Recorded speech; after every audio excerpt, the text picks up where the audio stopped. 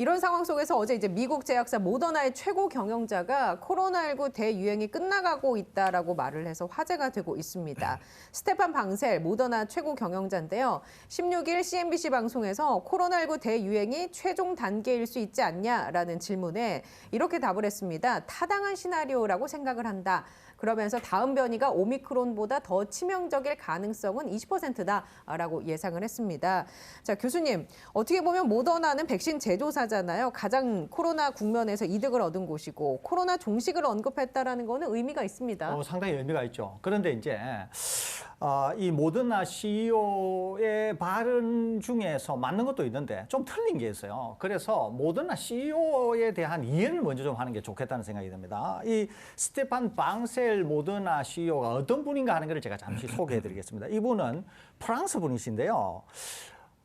전공이 화학공학이었어요. 화학. 그러니까 화학 쪽에 가까운 그런 화학공학을 하셨어요. 그러니까 생물학적 지식이 많지 않은 화학공학을 하신 분입니다. 그래서 프랑스에서 공학 석사하시고 또 미국 미네소타에서 화학공학 또 하시고 그리고 하버드에서 경영학 관련된 공부를 하신 분입니다. 그런 다음에 일라이 릴리라고 하는 세계적인 제약회사에서 주로 마케팅 쪽에 일을 하신 분인데 이제 모더나의 CEO를 맡게 되신 분이니까 이 배경이 생물학이 아니라 주로 화학 쪽이라고 하는 것을 이해하시는 게 좋겠습니다. 그러는데 이제 이 모더나 CEO가 무슨 말씀을 하셨느냐 하면은 지금의 오미크론이 여러 가지 정황으로 볼 때는 종식으로 가는 데 있어서 아주 중요한 지표로 보인다. 대신 향후에 오미크론보다도 더 위험성이 있는 변이체가 나올 확률이 한 20% 정도 된다고 얘기를 했어요. 그런데 이거는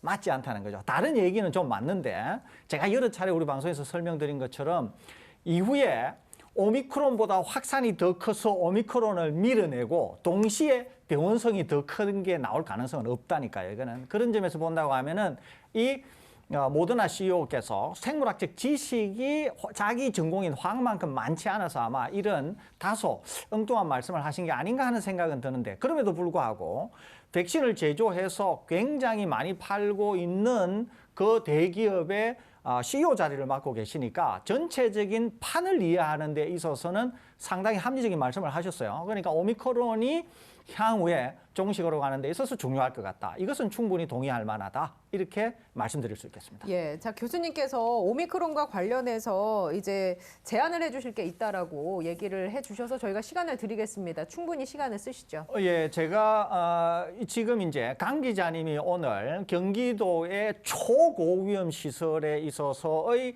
데이터와 오미크론에 대한 굉장히 중요한 데이터를 말씀해 주셨고 또 모더나 CEO가 말씀한 것도 있습니다. 게다가 제가 이 방송에서 여러 차례 말씀드린 게 있죠. 그런 걸 다 묶어서 특히 오늘 하루 확진자가 10만 명, 거의 11만 명이나 나왔습니다. 그러면 이 상황에서 우리가 오미크론을 어떻게 바라봐야 되고 오미크론을 어떻게 인식하고 또 그렇게 인식에 기반해서 오미크론에 대한 대응 전략이 어떠해야 되는가 하는 것을 제가 한번 말씀드릴 필요가 있다 이런 생각이 듭니다. 그래서 제가 오늘 자료를 가져왔는데요. 자료를 보면서 오미크론 대응 전략을 어떻게 우리가 좀 마련하는 게 좋을지 이것을 제가 설명 겸 제안을 드리고자 합니다. 이게 제가 가져온 자료인데요. 제목은 오미크론 대응 전략입니다. 우선 이 대응 전략을 이해하시기 위해서 무엇보다도 오미크론이 어떤 특징을 가지고 있나 하는 것을 우리 시청자 여러분들이 이해하시는 게 대단히 중요합니다. 첫째 하나는 잘 아시는 대로 오미크론은 굉장히 확산이 빠릅니다.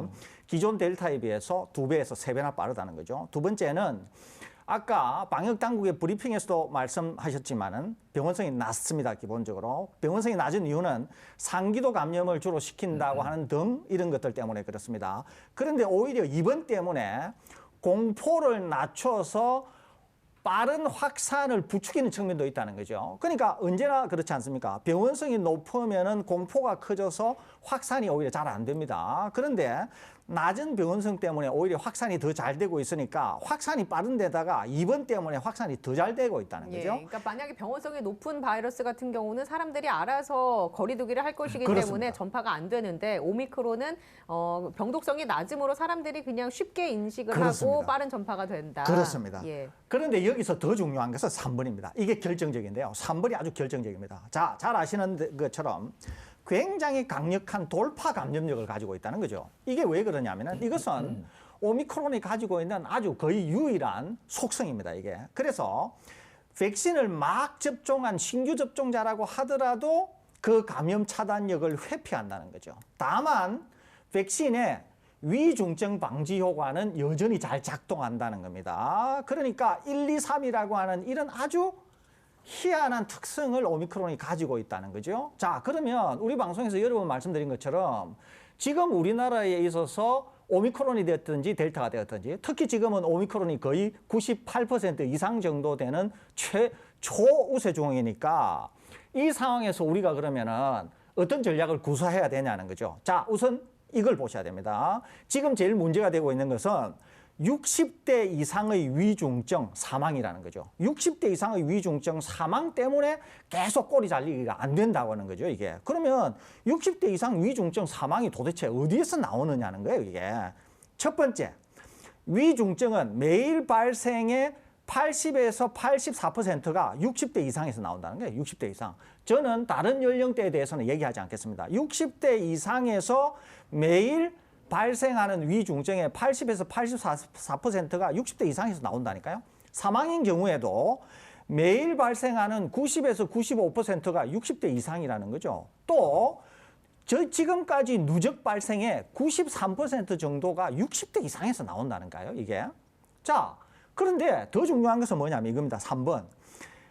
60대 이상에서 위중증 사망이 이렇게 많이 나오는데 60대 이상의 백신 미접종 3에서 4%가 매일 나오는 위중증자 수, 또 사망자 수의 절반 이상을 차지한다는 거 아니에요. 네, 저 지점에서 제가 궁금한 것은 이겁니다. 60대 이상 위중증이 80%에서 84% 정도 나온다고 얘기해 주셨잖아요. 그러면 나머지 한 20% 정도는 그 연령층이 아닌 다른 층에서 나온다라는 얘기인데 그렇습니다. 그 다른 층은 지금 팍스로비드도 처방이 안 되는 연령층도 포함이 돼 있지 않습니까?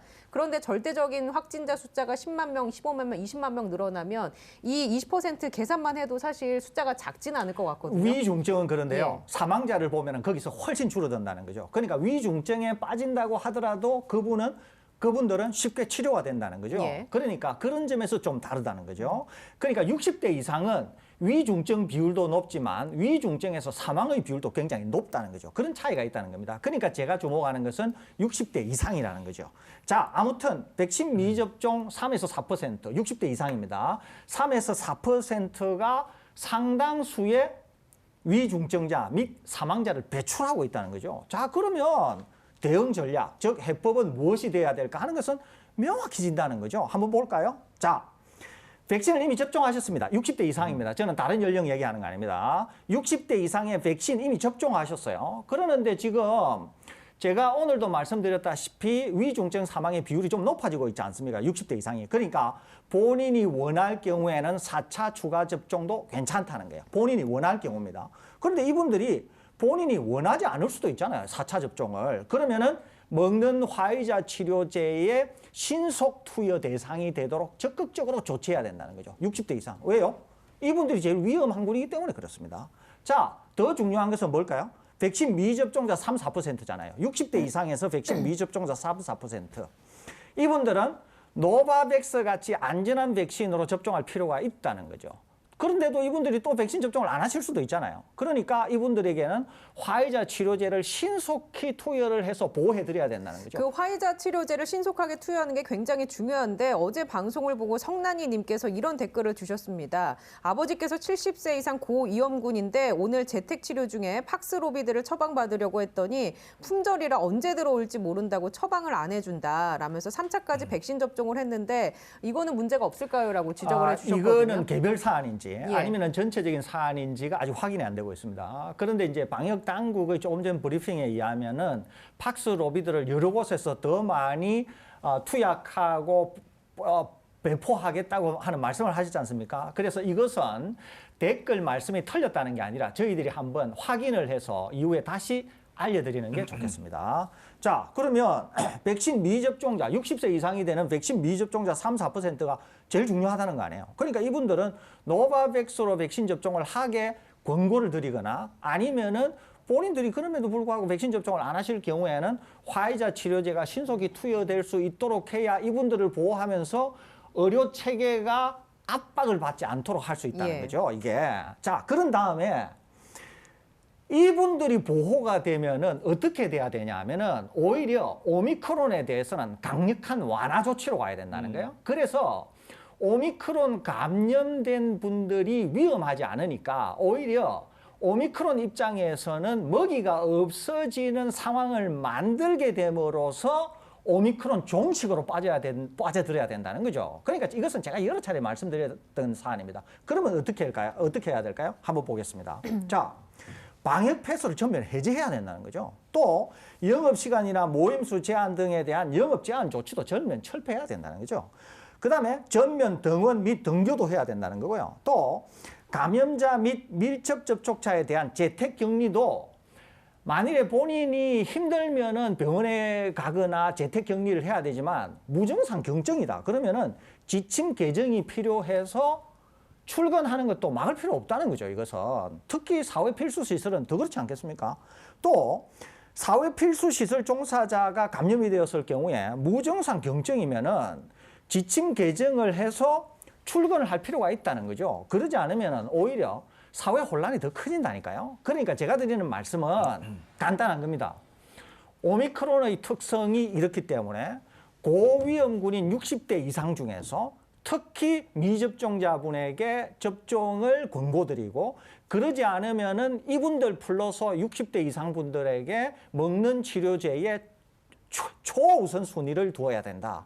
그 이외에 나머지 분들은 기저질환이 있는 분이 아니고서는 오히려 오미크론을 용인하면서 이분들은 감염되어도 위험하지 않으니까 오미크론 입장에서 볼 때는 먹이가 없어지게 함으로써 오히려 종식으로 가야 된다. 이것이 제 주장이라는 말씀입니다. 그렇기 때문에 물론 방역 당국은 저하고 다른 견해일 수는 있습니다. 거기는 보수적으로 접근할 수밖에 없기 때문에. 그러는데 오늘 방역 당국의 브리핑을 들어보면 상당히 제 입장과 유사한 입장을 오늘 말씀을 하셨어요. 그렇기 때문에 오히려 제가 드리는 말씀이 방역 당국이 향후에 여러 가지 조치를 결정하는 데 있어서 참고가 되었으면 하는 그런 바람이라는 말씀 마지막으로 첨언합니다. 예, 혹시 첨가해 주실 말씀 있으십니까? 강 기자님? 아니요, 저도 적극적으로 동의합니다. 예. 그런데 방역 당국과 그리고 또 실제로 이제 의료 현장에서 환자들을 보는 또 일부 전문가들 있지 않습니까? 그런 전문가들 같은 경우에는 고려해야 될 요소들이 상당히 여러 가지가 있기 때문에 이제 그쪽에서는 고려해야 할 대상이 여기에서 얘기해 주신 그 끝단에 있는 분들. 네, 그러니까 맞습니다. 아까 위중증 환자는 대략 한 20% 정도, 그리고 사망자는 누적이 93%가 60대 이상에서 나오는데 그 나머지 분들에 대한 네. 초점을 그분들은 그러니까 이제 좀 두신 그래서 거겠죠. 제가 예. 항상 이제 사회적 합의가 필요하다라고 말씀을 드렸던 겁니다. 왜냐하면은 여러분들께서는